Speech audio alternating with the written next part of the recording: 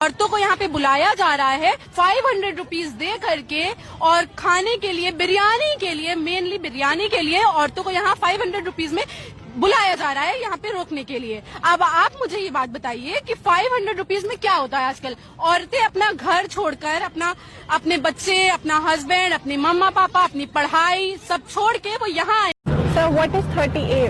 30A Bharat के संविधान में एक ऐसी धारा है, ये धारा ये कहती है कि हिंदू अपने धर्म की शिक्षा नहीं दे सकता, अपने कॉलेज में नहीं दे सकता, प्राइवेट कॉलेज में नहीं दे सकता, इसके लिए कॉलेज नहीं बना सकता, और जो सरकार के जो कॉलेजेस हैं उसमें नहीं दी जा सकती।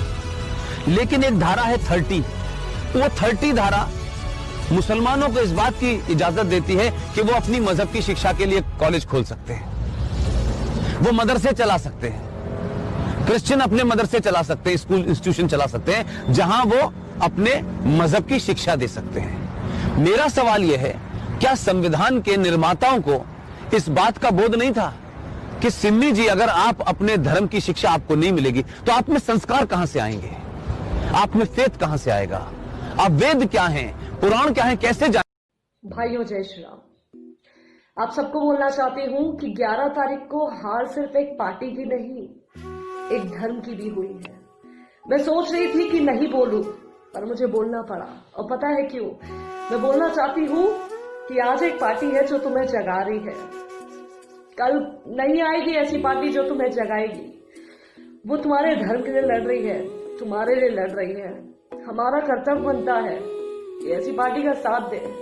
मैं बोलना चाहती हूँ, बीजेपी ऐसी पार्टी थी जब उसके पास सीट नहीं थी तब भी वो हिंदू के लिए लड़ रही थी, और आज इतनी सीट होने के बावजूद भी वो आपके लिए लड़ रही है। मैं आप सबसे कहना चाहूंगी, मुझे नहीं पता कि कब आप जगोगे, पर मैं इतना कहना चाहती हूँ कि वक्त जब हाथ से निकल जाए और जब सब कुछ हाथ से चला जाए तब जगोगे तो बहुत देर होगी। बोलिए जय श्री राम। सरकार 2500 रुपए में क्विंटल खरीदती, धान खरीदती है। चाहे एनआरसी हो,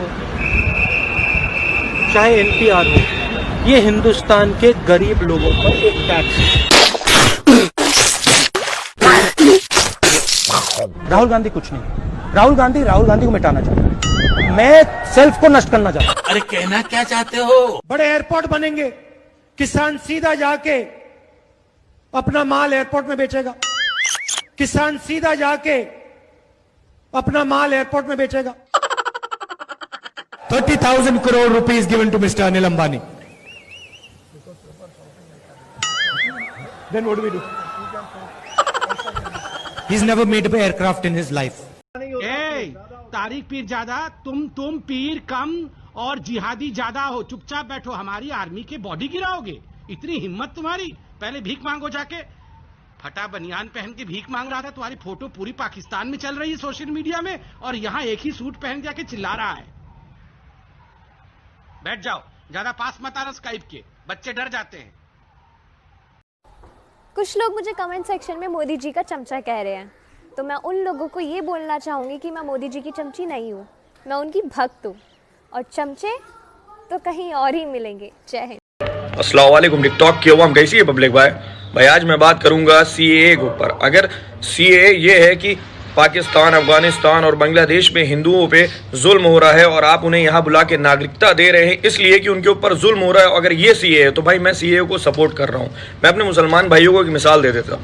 मिसाल के तौर पे सीरिया के मुसलमानों पे जुल्म होता है तो हिंदुस्तान के और तमाम दुनिया के मुसलमानों को तकलीफ होती है, इसलिए मजहब के नाते, मजहब के हिसाब से सब एक दूसरे के भाई हैं। तो ऐसे ही अगर पाकिस्तान, अफगानिस्तान और बांग्लादेश के हिंदुओं पे जुल्म हो रहा होगा तो जाहिर सी बात है हिंदुस्तान के हिंदुओं को तकलीफ होगी और हमें भी तकलीफ होगी इंसान होने के नाते। अगर सिर्फ सीए यही है तो भाई मैं सीए को सपोर्ट कर रहा हूँ, और मुझे उम्मीद है अगर आप मेरी बात समझेंगे तो आप। और एक चीज मैंने देखी है जी, 4 साल में इतना काम करा है, पैसे की कमी नहीं है, पैसा बहुत है, पैसे की कमी नहीं है, पैसा बहुत है।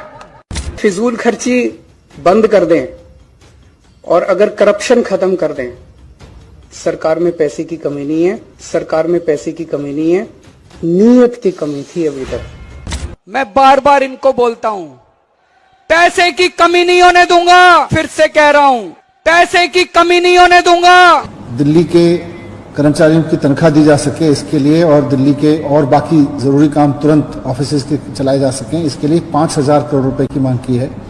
मैंने केंद्रीय वित्त मंत्री जी को चिट्ठी लिखी है कि वो दिल्ली सरकार के लिए तुरंत 5,000 करोड़ रुपए की सहायता दें, 5,000 करोड़ रुपए की सहायता दें।